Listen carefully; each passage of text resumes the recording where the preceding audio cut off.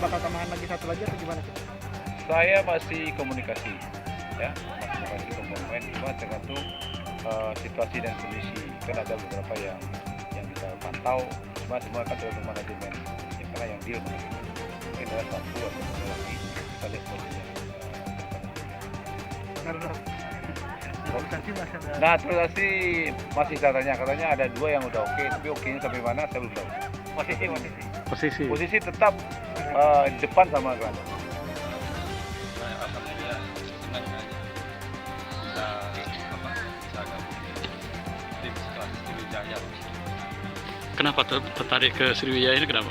Ya semua orang tahu lah Sriwijaya tim besar, terus pelatih juga ya bisa dibilang apa ya, kualitas nomor satu lah Kalau pendekatannya udah berapa lama?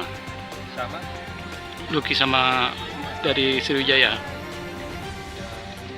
sebelum ini ya, Menpora ya? Menpora. Menpora itu. Lucky ini kan dari Persela ke Sriwijaya, ada turun kasta, masalah bagi kamu? Turun kasta atau enggak itu saya nggak ada masalah secara pribadi. Apalagi Sriwijaya ini kan target juga, jadi saya nganggapnya ini tim Liga 1 bukan Liga 2. Oke, lihat persaingan Liga 2 nih makin ketat ini, kamu lihat gimana nih peluang Sriwijaya buat naik ke Liga 1? Mungkin saya nggak bisa komentar tim aja, mungkin kita fokus Diri aja ya? Iya, nggak perlu lihat tim lain mau bagaimana tim apa. Ada pengaruh Nil juga. Iya pasti. Kenapa? Tahun lalu kan gabung sama ini. Kita target gimana?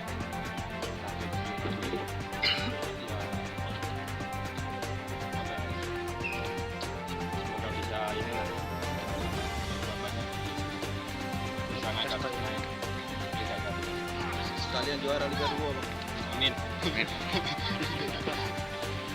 Sebelum ini pasti ada klub-klub lain selain Persela yang juga memang tapi kemudian memilih Sriwijaya FC karena Ya faktor memang ini. ada sih beberapa gitu, cuma ya mungkin saya pertimbangkan ya memang Sriwijaya.